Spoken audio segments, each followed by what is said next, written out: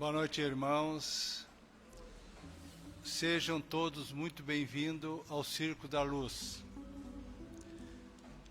Sabemos que a Casa Espírita nos oferece a oportunidade do estudo, da prece e do conhecimento em geral sobre a doutrina que o Mestre Jesus trouxe à humanidade. Nas quintas-feiras é um trabalho muito especial chamado de Obsessão Coletiva. Enquanto nós estamos aqui no salão, temos duas equipes de médiuns que estão trabalhando para atender, orientar e doutrinar irmãos do plano espiritual que nos acompanham, que precisam desse esclarecimento. Então, é muito importante nós estarmos aqui de corpo e mente, para aproveitarmos o mais possível a noite de hoje.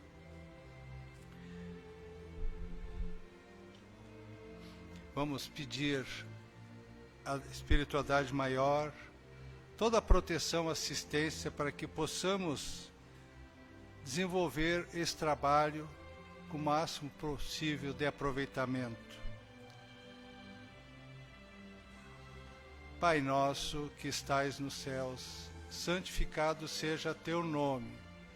Venha a nós o teu reino. Seja feita a tua vontade, assim na terra como no céu. O pão nosso de cada dia dai-nos hoje. Perdoai as nossas dívidas, assim como nós perdoamos os nossos devedores. E não nos deixes cair em tentação, livra-nos de todos os males, que assim seja. É o momento de nós, pelo pensamento, irmos até os nossos lares para fazermos a higienização. Cada um, então, pense, mentalize, fazendo uma varredura em cada dependência dos seus lares e também colocando nas suas preces as pessoas que têm o convívio.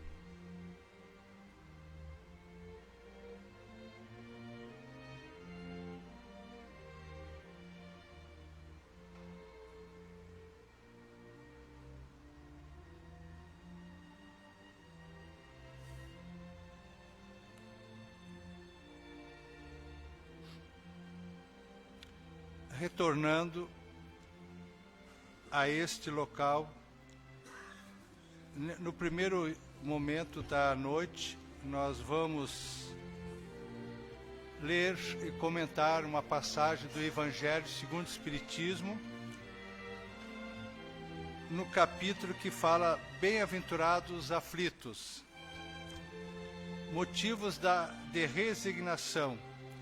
Por essas palavras, bem-aventurados os aflitos, pois serão consolados, Jesus aponta a compensação que hão de ter os que sofrem e a resignação que leva o padecente bem-dizer do sofrimento como prelúdio da cura. Jesus, ele trabalhou muito para as pessoas que estavam em sofrimento, porque ele dizia que só os doentes que precisam de médico. E ele foi o maior médico que esteve no planeta Terra. E nos orienta para que saibamos levar a nossa vida com dignidade, com fé em Deus, em fé em nós mesmos e nas pessoas ao nosso derredor. Que nós vivemos num planeta de provas e expiações, que nós estamos aqui para nos reajustarmos ante as leis de Deus. Então é o momento de nós entendermos que nada é o acaso. Se hoje nós estamos passando por uma questão, um desajuste psicológico, espiritual, vamos fazer uma reflexão, introspecção, para ver a causa. Se nós não encontrarmos a causa nesta existência, com certeza é de existências passadas. E quando nos depararmos com o mal físico, é o momento de novo de nós buscar entender por que isso aconteceu conosco, qual é a origem, buscar a medicina, buscar o tratamento, porque a doutrina foi bem clara que a medicina e a religião são complementares. E na dúvida de quem optar, vamos optar pelos dois. Fazer o tratamento na medicina e fazer o tratamento espiritual. Se nós soubermos levar com resignação, não no sentido masoquista, mas entender que muitos dos nossos males físicos são nós mesmos que produzimos. Porque quando jovens ou adolescentes, achamos que somos dono da verdade, que nós possamos fazer o que nós quisermos e que tudo ou mais fica para mais tarde, quando formos adultos, quando tiver mais idade, quando me formar, quando me aposentar. Então nós postergamos. E não, nós temos que buscar sempre a qualidade de vida. E quando nos abater um problema, saibamos entender e bem conviver. Porque como diz a mensagem da noite, também pode essas palavras ser traduzidas assim: deveis considerar-vos felizes por sofrerdes, visto que as dores desse mundo são o pagamento de dívida de vossas passadas faltas, vos fizeram contrair. Suportadas pacientemente na terra, essas dores vos poupam séculos de sofrimento na vida futura. Deveis, pois, sentir-vos felizes por reduzir a Deus a vossa dívida, permitindo que saldeis agora o que vos garantirá a tranquilidade no porvir. Trazendo para a nossa realidade, quando estamos doentes, temos que procurar médico, hospital, fazer uma cirurgia delicada, todo esse processo é traumático. Mas se nós entendermos que é passageiro, que nós ajudarmos a medicina, os médicos, os profissionais da área, sendo paciente, respeitando, nós vamos ajudá-los a fazer o tratamento e buscar a nossa cura. Mesma coisa no campo espiritual. Se nós entendermos, buscar um tratamento espiritual, a casa oferece atendimento fraterno, tem vários tratamento do passe, orientações. Então aqui também vai receber uma orientação e um tratamento para o lado espiritual. Que assim seja. O expositor da noite de hoje é o nosso irmão, camarada, Marco Antônio da Silva, do Centro Espírita Chico Xavier, ali na Santo Antônio, bairro Santo Antônio. E o tema da noite de hoje, ele vai nos falar o caminho da saúde integral. Que o nosso irmão tenha toda a assistência espiritual para trazer o tema que estudou, com certeza, com muito carinho. Fique à vontade. Enquanto ele se dirige, essa leitura, eu abri aleatoriamente o Evangelho. E o tema da noite dele fecha, então volto a afirmar, nada é o acaso, tudo está entrelaçado. Meu irmão, fique à vontade. Boa noite, irmãs, boa noite, irmãos. Agradecemos a oportunidade do trabalho, porque sem trabalho a vida é como areia entre os dedos, se esvai e no fim ficamos sem nada. Antes de nascermos, nós viemos obviamente de algum local. Que local seria esse? Esse local ou era uma colônia espiritual, uma cidade, e com certeza a maioria de nós, se não todos, viemos de uma colônia espiritual, colônia essa que temos vínculos antigos, que geralmente reencarnamos muitas vezes e voltamos a ela, temos grandes amigos que nos esperam e nos amparam. Alguns de nós vêm da crosta, aqueles em condições piores, evolutivas, ou por processos ainda complicados, perambulam ao redor do planeta, mas também são vinculados a alguma colônia espiritual e fazem o seu reencarne. Quando nós estamos no plano espiritual, particularmente numa colônia, numa cidade, essas cidades são enormes, algumas são tamanho de São Paulo, 4 vezes tamanho de São Paulo, outras são menores, né? Então são agregações de consciências muito elevadas e outras menos elevadas e outras como nós, que estão a caminho desse infinito. Mas quando nós estamos lá, nós estamos protegidos. Vocês já notaram que quando nós viemos para cá e nós ouvimos a nossa colega aqui na leitura e o expositor aqui colocando o Evangelho, nós nos acalmamos e parece que muitos pensamentos do dia a dia vão ficando para trás e até se perdem. É o que acontece numa colônia, é um ambiente protegido. Mas não é ali que nós testamos o que nós realmente somos. Nós vamos testar a nossa essência quando reencarnamos. Então todos nós, nesse nosso estágio evolutivo, reencarnamos em planetas semelhantes à Terra. E daí, quando nós mergulhamos na carne, nós esquecemos de onde viemos. É como se tivéssemos hipnotizados pela matéria, porque a matéria hipnotiza. Antigamente, na antiga Índia, isso não acontecia nos nossos mosteiros da Idade Média, muitos se deslocavam a locais chamados ashrams.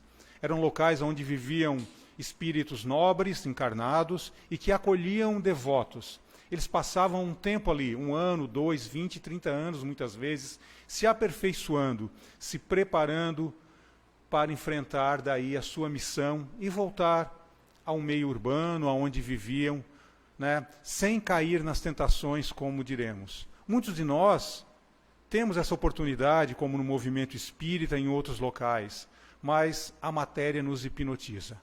E quando a matéria nos hipnotiza, ela faz com que nós venhamos a fazer escolhas equivocadas, como foi colocado aqui pela nossa leitora, e essas escolhas equivocadas, elas vão se manifestar. Elas vão se manifestar num processo que nós podemos chamar de doença. Essa doença pode ser uma doença do corpo físico, uma doença mental, uma doença espiritual e uma doença social. As doenças do corpo físico são as mais comuns. O câncer, as epidemias, os traumatismos, enfim. O diabetes, a hipertensão, tudo isso não é aleatório. Tudo isso tem uma consequência. Temos também as doenças mentais, as mais diversas, as psicoses, as esquizofrenias, o autismo, a síndrome de Down, as manias, perseguições, fobias, né? Os toques, enfim, tudo isso também são decorrentes da nossa própria consciência. Temos também as doenças morais, os vícios no sexo, nas drogas, no álcool, a mania de falar mal dos outros, enfim, todo aquele comportamento que acaba agregando condições negativas à nossa mente. E, por fim, vivemos no meio social doente, não vivemos? Não temos ao nosso lado alguém pobre, pessoas, crianças sem condições de estudar. Não vamos pensar só no Brasil, imagine o mundo inteiro, no Oriente Médio, na Ásia, na Oceania, parte da América Latina, quantos estão sem condições e sem as oportunidades de ter o que temos. Temos a violência, a drogadição, a corrupção, enfim, temos a doença social. Toda ela é fruto de um processo de construção do próprio planeta. Mas as doenças físicas e as mentais são as que mais nos incomodam, porque nós ainda nos iludimos com a matéria. Nós ainda somos hipnotizados por esse processo da reencarnação, dos nossos vínculos no dia a dia. Nós não gostamos de abrir mão das nossas comodidades para o processo evolutivo. Isso é fato, seja no meio espírita, seja em qualquer meio. Nós ainda preferimos evoluir lentamente e mantendo um certo prazer, uma certa condição. Então, ao mergulhar no plano físico, o ser humano se defronta com inúmeras situações de desconforto, atribulações, enfim, e daí temos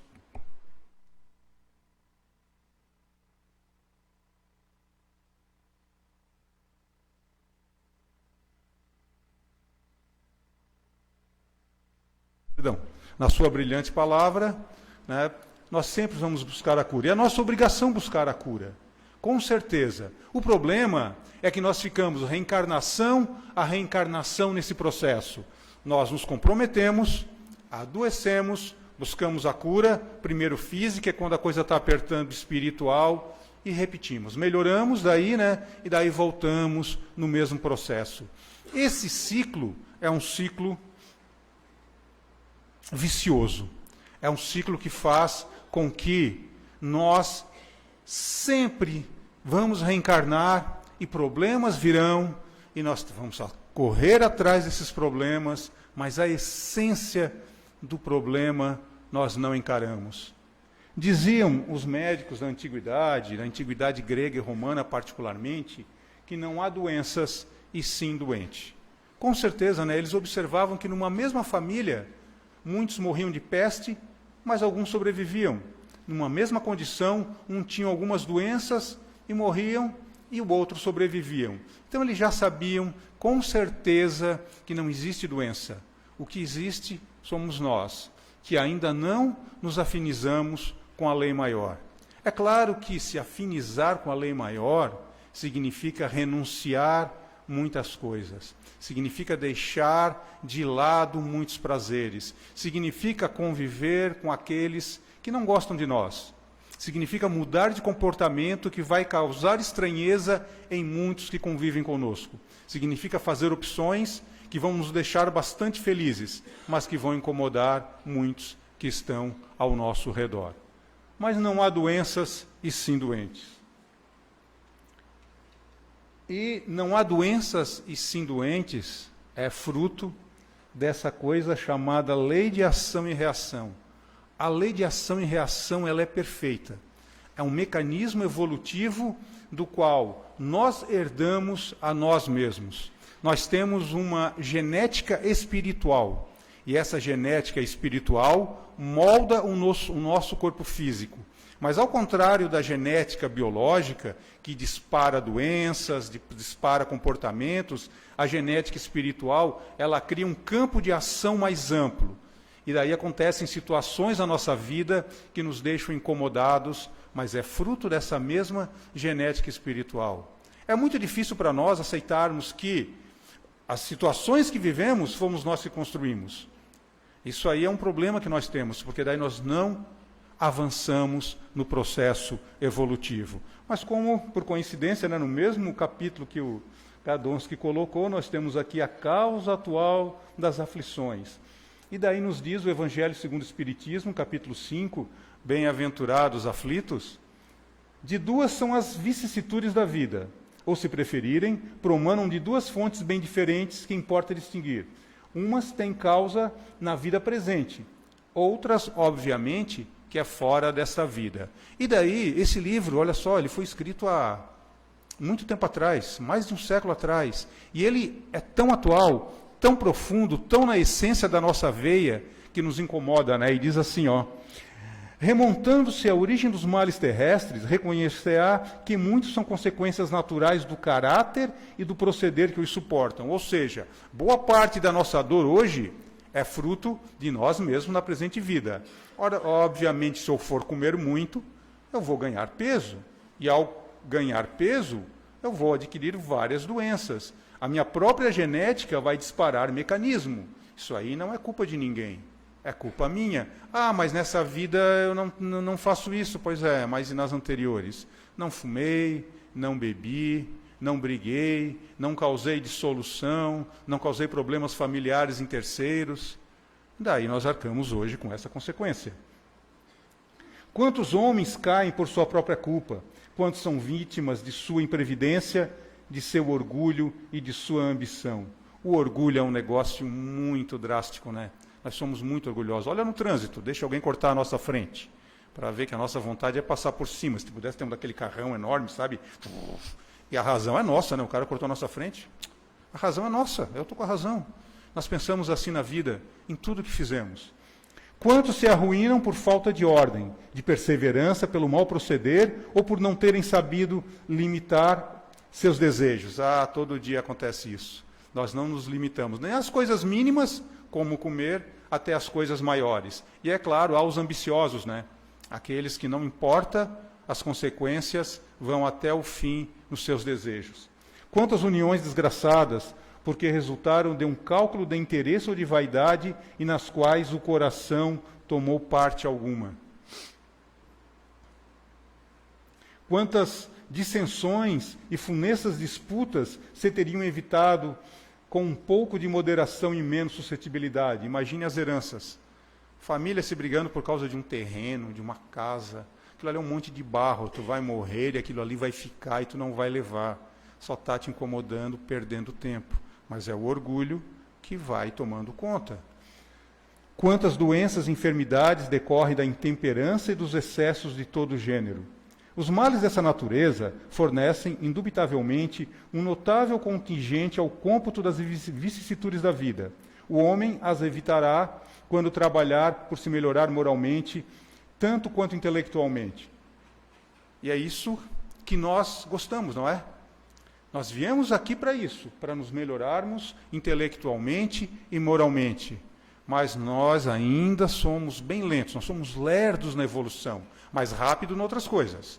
No nosso jogo, na cerveja, no nosso dia a dia, na fofoca com a vizinha, de falar mal do outro, e barará, no descontentamento, nas reclamações, e somos lerdos em encarar o nosso processo evolutivo. Isso implica o quê?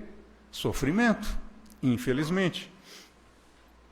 E daí continua, né? Os sofrimentos produzidos por causas anteriores, ou seja, de vidas passadas, são sempre, como os decorrentes de causas atuais, uma consequência natural da própria falta cometida. Quer dizer que, em virtude de uma rigorosa justiça distributiva, o homem sofre aquilo que faz os outros sofrerem. Em virtude de uma rigorosa justiça distributiva. Não existe injustiça, mesmo que pareça.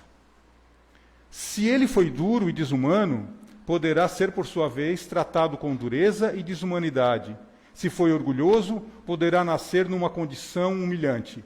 Se foi avarento, egoísta ou empregou mal a sua fortuna, poderá ver-se privado do necessário. Se foi mau filho, poderá sofrer com os próprios filhos e assim por diante. Se nós não fizermos uma reflexão de como está a nossa vida, dos problemas que nós temos, daqueles problemas mentais recorrentes que nós às vezes tentamos ignorar ou ocultar e que vem à mente, que é um tipo de processo auto-obsessivo, se nós não nos estudarmos com essa profundidade, o nosso processo evolutivo vai ser sempre engatinhado. Daí nós vamos estar na próxima reencarnação no Centro Espírita, e na próxima reencarnação no Centro Espírita, certo? E daí a gente não vai dar esse salto, que é o que a espiritualidade nos prepara quando nascemos. Nós somos preparados para dar um salto evolutivo, mas a gente é preguiçoso. E a preguiça faz com que... A gente nem gosta de ouvir muito isso. Pô, que coisa chata esse cara está falando. É claro, né? Mexe na ferida, daí a pessoa fica incomodada, né? Voltando aqui, não há doenças e sim nós, os doentes. E o indivíduo volta novamente a buscar a sua cura, o seu problema. Novamente, eu estou ruim, estou mal, estou doente. Certo? Né? E nós continuamos nesse processo, porque nós não mexemos na essência. Mas a espiritualidade sempre, não só por causa do movimento espírita, mas nós estamos aqui, então, nessa causa, eles nos trazem uma proposta diferente de sanar todos esses problemas. Uma proposta profunda. E nós vamos trabalhar essa proposta, rapidamente, com base em algumas obras de Emmanuel. Porque Emmanuel, ele tem uma série de obras que são tão profundas, que impactam tanto quem lê com profundidade aquelas obras, que ele começa a entender a doutrina espírita de um outro ponto de vista. Porque muitos nós, que estamos no movimento espírita há muito tempo, também somos lerdos e acomodados. Somos devagar e achamos que estamos fazendo muito. E aqui, né, vamos lembrar, antes de adentrarmos a nossa fala, mais dentro do tema, uma frase de Lucas, esse grande apóstolo que não conheceu Jesus Cristo, que foi o grande companheiro de Paulo de Tarso, acompanhou ele nas jornadas, era um médico de formação greco-oriental, e que podia ter uma vida boa, mas ele quis seguir as palavras de Jesus e se tornou esse grande escritor do Evangelho. Ele diz assim, ó, se alguém quer vir, repetindo Jesus, né? Se alguém quer vir após mim, negue a si mesmo e tome a sua cruz a cada dia e siga-me. Pois quem quiser salvar a sua vida, a perderá. E quem perder a sua vida por minha causa, esse a salvará. Isso aqui parece radical, né? Não parece assim uma coisa assim, pô, isso aí é o extremo, não dá. Mas não é não. Isso não é radical. Isso é o que Jesus veio nos dizer. Siga-me profundamente, que os teus problemas vão acabar. Tu vai ter uma encarnação na dureza. E depois tu vai colher os frutos disso de uma forma bem diferente. A proposta aqui de Lucas é uma proposta que toca a nossa alma de uma profundidade que nós não refletimos. Nós não paramos para pensar nas palavras que o Evangelho nos traz. E daí, Emmanuel nos brinda com uma série de livros que são incríveis. E olha só que interessante, Chico Xavier nasceu em 1910. Em 1917, ele e um irmão já montaram um pequeno centro espírita, que existe até hoje, Luiz Gonzaga, com 17 anos. Claro, ele já era um médium natural, né? Com 22 anos, ele psicografa o seu primeiro livro, Parnaso Além Túmulo. E logo em seguida, ele começa uma sequência de livros que vai até o final dos anos 60, que é absurdo, assim, a quantidade, nenhum escritor no mundo escreveu tanto quanto Chico Xavier num dado tempo. Então ele vai escrever, assim, ó, rapidamente, Crônicas de Além Túmulo, um livro chamado Emmanuel, do próprio Emmanuel. Ele vai escrever em seguida Brasil, Coração do Mundo, Pátria do Evangelho. Depois ele vai escrever A Caminho da Luz, que são obras do movimento espírita de profundo estudo para nós. E daí, o Chico, ele começa... as pessoas pensam que o Chico era assim, por ele ter uma formação muito simplória, que ele era um indivíduo talvez simplório, mas ele não era. E por ele ser cego no final da vida quase, mas ele durante muito tempo conseguia enxergar. E o Chico estudava muito, o Chico adorava ler. O Chico comprava livros, história de pessoas, de líderes espirituais, e ele lia, ele refletia nos dramas que aquelas pessoas passaram, nas dificuldades que elas passaram, e ele se amparava naquelas pessoas, naqueles grandes chamados santos, né, do passado, e aquilo inspirava ele. Nos momentos de dor ele refletia, essas pessoas sofreram tanto, que eu estou passando é tão pouco. Certo, né? E em dado momento, no começo da sua carreira, o Chico resolve querer psicografar romances, porque os livros anteriores não eram romances. E daí o Emmanuel fala assim para ele, isso tem a ver com o nosso tema, que é a renúncia. E o Emmanuel, que é o guia espiritual dele, disse, olha, tu tem que te preparar muito para escrever romance. Primeiro que eu não escrevo romance ficcional. Se eu for escrever, é romance verídico, histórico. E daí tu vai ter que te preparar, tu não está preparado. E o Chico ficou 3 anos se preparando. Pessoal, ele cuidava de sobrinhos, ele trabalhava, ele cuidava do centro espírita, ele psicografava, e o Emmanuel falou assim para ele, olha só, tu vai ter que tirar 2 horas por dia. 1 hora tu vai receber inspiração, e a outra hora tu vai datilografar o que tu recebeu de inspiração. Então, olha a dedicação dele para que hoje nós pudéssemos ler essas obras incríveis. E daí ele lança essa série romana, 2000 anos, que para mim é um melhor que o outro na sequência, 50 anos depois, e Ave Cristo. Esses livros se passam no Império Romano. Quando eu li esse livro a primeira vez, eu não consegui parar de ler. Tive que ler de uma vereda só todos eles e mais os outros que vieram. E esse livro me deu uma nova dimensão do que é evoluir. Esse livro me fez encarar de frente e olhar assim, como eu sou devagar, como eu sou lerdo no meu processo evolutivo. Eu vou ficar encarnações voltando assim, engatinhando, dando palestrinha, comprando cesta básica, dando passe, recebendo às vezes umas agressões e ficando com raiva, mas passando por cima. Se eu não encarar a minha evolução, vai ser isso muito tempo. E essas obras, ele traz na essência como a gente pode ser feliz. Mas nós não podemos ser felizes sem renúncia. Não tem jeito. Isso fica claro nesse livro. Esse livro ele trabalha aquelas questões que foram mortas, né, aqueles indivíduos que iam para as arenas romanas, que a gente olha aquilo com tanto estupefato, mas na verdade ele traz assim, o salto evolutivo que essas pessoas deram ao se entregar a essa grande causa. Olha o salto evolutivo que o Chico Xavier deu a se entregar à grande causa. E dentre essas obras, tem uma que chama a atenção, que é Paulo e Estevão. Esse livro, ele é simplesmente, depois mesmo da conversão de Paulo, não dá de parar de ler. É de uma vereda, virar a madrugada lendo, de tão maravilhoso e profundo que é. E daí vamos imaginar Saulo de Tarso. Saulo era um cara como nós, era um indivíduo arrogante, prepotente, se achava que era a cocada preta entre os judeus, porque ele era um fariseu, e ele ainda ia substituir Gamaliel, um dos maiores chefes do Sinédrio. Ele ia ser como o Papa, digamos assim. Ele ia ser o cara. E daí, um dia, ele encontra um indivíduo chamado Estevão, que vivia numa comunidade pobre, que acolhia pessoas leprosas, doentes, e que tinha uma língua, uma palavra tão profunda que o orgulho dele ficou extremamente esmagado. E daí ele não vai fazer outra coisa a não ser do que os orgulhosos, porque nós somos orgulhosos, mas nós não temos poder.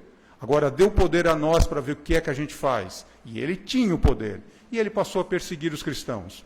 Perseguir, pessoal, é torturar, perseguir é separar a família, perseguir é fazer atrocidades horrendas, coisas absurdas. Esse foi o Paulo. Ele fez isso durante vários meses, não chegou a ser um ano. Ele causou um êxodo em Israel, as pessoas fugiam dali com medo das perseguições. Inclusive fariseus perdiam tudo que tinham, ele era atroz na sua perseguição. E um dia, ele fica indignado, ele vai para Damasco, tentar perseguir outros cristãos em Damasco. E ali acontece a presença de Jesus. Jesus aparece para ele fica cego, ele cai, e aquela luz toma conta, e a presença do Mestre toma conta. Ele faz uma reflexão do seu passado, e ele diz: Mestre, o que queres? Por que persegues a mim? Por que persegues os cristãos? O que te fizeram? E ali ele se vê de frente. Ele se olha de frente e ele encara o seu processo evolutivo. Paulo de Tarso, que daí ele muda o nome mais na frente, ele vai primeiro para um deserto, passa 3 anos sendo tecelão. Imagina, ele era um cara top de linha. Ele era como se fosse um mega empresário hoje, dono de uma multinacional. E ali ele começa a virar tecelão.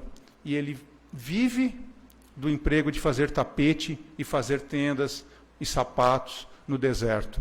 Depois de 3 anos solitários, ele volta e começa a fazer um trabalho árduo de recuperação. E daí, meus irmãos, apesar da dor que ele causou, e olha que o nosso passado é cheio de dor. Não pensem vocês que estão vivendo aqui na boa e que não é assim, não. Se nós formos voltar ao passado, à Idade Média, à Idade Romana, sem contar no Oriente, Índia, China, sem contar de outros planetas que nós muitas vezes vivemos, o nosso passado é muito duro conosco. É porque a espiritualidade vai fazendo com que a gente evolua também, como nós somos lerdos e devagar, que vamos evoluindo assim, doses homeopáticas, certo? Mas ele resolveu encarar de frente. E assim, apesar da dor que ele causou, em 20 anos de pregação, ele construiu inúmeros templos. O dom de cura, porque daí ele passava fome, né? Passava dias sem comer, né? Ele virou um indivíduo muito pobre. Ele curava incríveis, ele era um curador. O dom de cura se aflorou. E milhares de pessoas receberam a bênção dele. Receberam conforto, aquela população pobre daquele período. E nós, ao lermos Paulo de Tarso, Paulo e Estevão, esse livro, nós ficamos refletindo assim: nossa, quanta coisa eu posso fazer, eu não faço, né? Esse cara estava para ter uma reencarnação perdida. Ia ter que, se fosse nós, ia ter que voltar umas 10 vezes para recuperar tudo que fez. E ele, na mesma encarnação, ele resgatou o seu processo e deu um salto evolutivo. E hoje, se nós temos cristianismo, é por causa de Paulo de Tarso, porque os outros apóstolos, tirando Lucas, eles queriam que o cristianismo fosse uma coisa só para os judeus. e Paulo não abriu mão, não. Isso aqui não são para os judeus, isso aqui é para o mundo. E foi ele que divulgou a doutrina espírita como nós temos hoje naquela época, né? A reencarnação, as curas, a mediunidade. E é um exemplo do que nós podemos fazer e que talvez não cair de cabeça assim, mas podemos fazer muito mais pela nossa evolução, que significa muito mais felicidade para nós. Essa série do Emmanuel, ele termina com um livro chamado Renúncia, que é simplesmente top de linha. Livraço, romance assim que, né, a forma como escreve. Um guia espiritual que nem precisa mais reencarnar. E ela vem reencarnar na forma de mulher por um amor que ela teve no passado e que no fim aquele próprio amor leva ela ao calabouço novamente. Daí quando ele descobre, assim, já no final da vida dela, que ela já estava quase morrendo, ele se arrepende, mas já era tarde. Certo, né? Tem um trechinho que passa aqui, né, que diz assim, que quando nós temos atos impensados, impulsivos, nós podemos causar situações drásticas por muitas reencarnações para nós mesmos. E é um fato. Quando nós não refletimos, nós caímos. Pois bem, e daí, aqui nós temos o Divaldo Pereira Franco. O Divaldo Pereira Franco, ele tem uma série de palestras que se chama A Cura... Já li, desculpa, perdão, né? Jesus, Milagres e Lágrimas. E eu ouvi, se alguém já ouviu, me perdoe, é a minha interpretação da fala. E Divaldo é incrível, né? A forma como ele nos envolve na sua fala. E ele nos conta que uma vez Jesus estava num barco com vários pescadores no Lago da Galileia. Lago da Galileia, também chamado Lago de Genezaré, ou Lago de Tiberíades, em homenagem ao imperador Tibério. E daí Jesus, nos barcos ou a pé, ele percorria essas cidadezinhas ali. Mas nesse dia ele foi para Cafarnaum, uma cidade que hoje não existe. Algumas dessas cidades ainda existem, né? Mas Cafarnaum hoje é um sítio arqueológico. Cafarnaum era uma cidadezinha pequena, mas ela tinha duas características. Primeiro, que romanos moravam ali, então já tinha uma certa estrutura. E depois que tinha uma sinagoga. Então judeus, fariseus e grandes também viviam ali. Mas era uma comunidade de pescadores. E naquele dia, Jesus estava num barco com um indivíduo chamado Jonas. Simão Bar Jonas, perdão. E ele ia passar a noite na casa de Simão. Quando a população ao redor soube disso, eles acorreram para a casa de Simão esperando aquele indivíduo. Mas quem é aquele indivíduo? Ele faz cura. Ele cura cego, leproso. Uma dessa ele me cura, né? Outros iam lá só por curiosidade, nem só queriam saber o que é que estava com... Como hoje, imagina se aparece um milagreiro aí. Não vai o curioso, vai o que quer se curar, vai o que quer se beneficiar, quem sabe ele vou para o céu, vou ficar amigo dele. Então aquela população, aquele monte de gente começou a se aglomerar na frente da casa de Simão Bar Jonas. A casa dele dava de fundos para o lago e a frente da casa dava para uma rua. E essa rua encheu. E já era 1h da tarde, Jesus não aparecia, e aquele povo faminto, incomodado, e de repente chega o mestre. Ele, né, a porta nos fundos da casa, que dava para o lago, ele se levanta, e aquela população olha para aquele indivíduo tão estranho, cabelo castanho, comprido, emendando com a barba, os olhos profundos, o nariz adunco, penetrante, aquele magnetismo. Jesus não é como a gente, se ele estivesse aqui, o magnetismo dele ia ser algo estarrecedor, as pessoas ficavam hipnotizadas pelo aquele indivíduo. E, de repente, alguém naquela multidão começa a gritar, socorro, socorro, me ajuda, e nisso se abre, porque a população é egoísta, né? Ninguém queria deixar quem estava gritando passar, todo mundo queria estar ali na frente, e ela foi empurrando, e ela chega. É uma garotinha, uma jovem adulta cega, com sua mãe, e ela, Jesus, me cura, e ele olha, ele vê aquela situação, né? E daí, depois de muita insistência, aquela população toda olhando, e ninguém acreditando que ele ia curar, né? Como é que ele ia curar aquela mulher?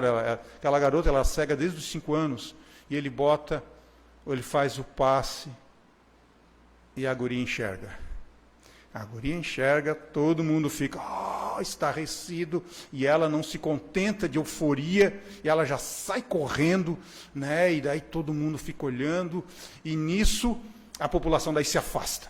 Se afasta porque era o leproso. Ninguém queria encostar no leproso porque ia ficar com a hanseníase, a lepra. E chega aquele leproso, cheio de escamas, cheio de ferida, magro, extremamente imundo nas suas roupas, porque era muito pobre, era um mendigo, e olha para Jesus, e ele implora a Jesus, Jesus olha com aquele olhar carinhoso, né? E novamente faz imposição de mãos, se concentra, e a pele vai cicatrizando na frente de todo mundo, e aquele indivíduo fica bom, agradece a Jesus, e também não fica ali, se manda. E nisso tem um paralítico. Mas a população nessa hora estava tão eufórica que eles não deixavam o paralítico passar. Daí algumas pessoas levaram o paralítico pelo teto e começaram a abaixar ele, né? E daí aquela muvuca toda, isso aí na casa, a casa de Simão Barjonas era uma casa com 2 peças, como era a casa de antigamente, né? Eles geralmente também tinham animais de pequeno porte, boi não, nessa época, nessa região não era comum, então eles tinham ovelhas, cabrito, e morava todo mundo junto, certo? Era comum. E ali abriram ali o teto, tinha uma clarabóia, e desceram um paralítico. E novamente, aquela coisa toda, e Jesus faz a imposição de mãos, só que o paralítico não anda. Daí já viu, né? Ele curou o cego, ele curou o leproso, mas não cura nada. Não faz nada, né? Porque nós somos assim, né? Como? Daí o paralítico, imagina, ele estava desde criança sem andar, então ele mesmo não acreditava em si. E Jesus insiste, faz a prece, anda, tu pode. E ele vai se agarrando, ele fica em pé, e daí ele não acredita que ele pode andar, ele fica eufórico, agradece a Jesus e pimba, se manda também. E assim vai. Assim vai, e começa a anoitecer, uma população rural, muitos bandoleiros e tal, cada um vai para sua casa. Jesus dorme junto com a família de Simão Barjonas, e ali de madrugada, Simão se acorda. Cadê Jesus? Não está aqui, porque todo mundo dormia no mesmo local, né? Ele tinha que estar ali encolhido, dormindo em algum canto. E ele vai atrás da casa, que não tem nem porta, e vê o lago, e lá está a figura de Jesus, olhando para cima, pensativo. Daí ele se aproxima de Jesus. Mestre, o que faz aí? Jesus não responde, só está olhando assim, não entristecido, mas com um olhar sereno. E ele, mas mestre, por que estás assim? E Jesus, nada. Mestre, curasses a cega, não estás feliz? Mestre, curasses o leproso. Mestre, curasses o paralítico. Como que não estás feliz, mestre? Porque Simão Barjonas era como nós. Ele pensava nas coisas no imediatismo. Ele achava que Jesus ia fazer com que toda aquela população seguisse ele, ia ter uma revolução. E daí Jesus olha para ele, Simão, meu querido, aquela moça cega está agora planejando a vingança de todos aqueles que caçoavam dela quando ela ficou cega. O paralítico está num prostíbulo agora e vai ter essa vida até morrer.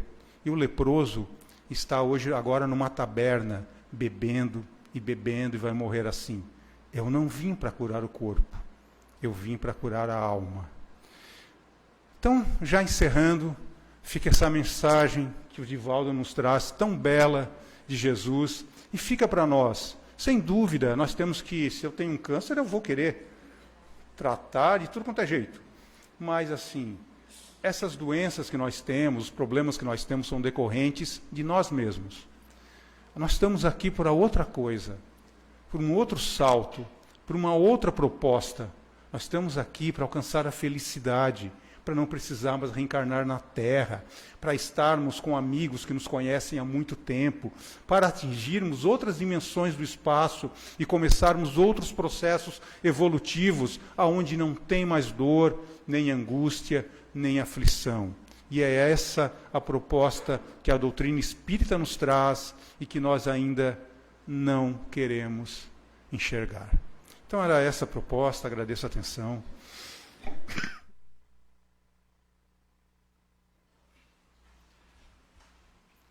Agradecemos nosso irmão Marcos pela exposição da noite de hoje e rogamos à espiritualidade superior assisti-lo na sua vida para que ele possa retornar à nossa casa com mais uma bela palestra. Muito obrigado, meu irmão. Chegado o momento de nós pedirmos à espiritualidade maior a magnetização das águas. Todos aqueles que trouxeram as suas águas deverão bebê-la em jejum ao levantar, antes do almoço, antes de deitar. Sempre em prece, que a água é o único elemento que retém a medicação, os lenitivos que vêm do plano espiritual. Que todos possam se valer dessas águas para a sua recuperação. Vamos agora orar por todos nós aqui presentes, encarnados e desencarnados, que possamos receber da espiritualidade maior a assistência, a proteção e nós nos valermos dos benefícios da espiritualidade que se faz presente. Vamos orar pelos enfermos nos seus lares, nos asilos, nos presídios, nos hospitais, que Bezerra de Menezes, através de sua equipe, possa assisti-los, melhorando a condição, especialmente dando-lhe fé para suportar com dignidade essa passagem no sofrimento físico e espiritual.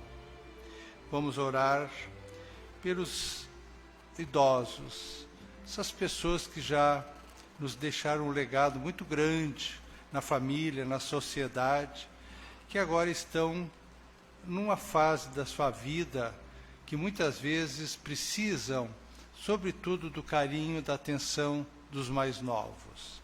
Oremos pelas crianças, para que elas também tenham uma vida equilibrada, os jovens, adolescentes, que eles tenham orientação para saber discernir o que é certo e o que é errado, evitar o comprometimento para esta e futuras encarnações. Oramos por todos nossos irmãos. Agora é chegado a hora do passe. O passe é uma transfusão de energia. Nós vamos mentalizarmos agora a Deus, buscar aqueles problemas que nós viemos em busca de um auxílio, mentalizarmos enfermos que nós temos o convívio, para que possam receber do mais alto toda a atenção e o tratamento que se faz necessário.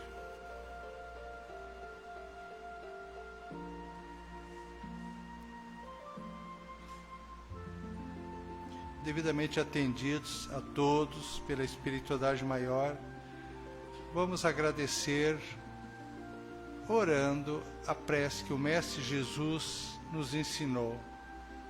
Pai nosso que estais nos céus, santificado seja teu nome, venha a nós o teu reino, seja feita a tua vontade, assim na terra como nos céus. O pão nosso de cada dia dai-nos hoje, perdoai nossas dívidas, assim como nós perdoamos os nossos devedores, e não nos deixes cair em tentação, livra-nos de todos os males, que assim seja. A todos desejamos uma boa noite, um bom final de semana. Muito obrigado. Valeu, meu jovem. Essas obras maravilhosas. Puxa, isso ali, meu irmão. Calma, Bete. São leituras que tu quer fazer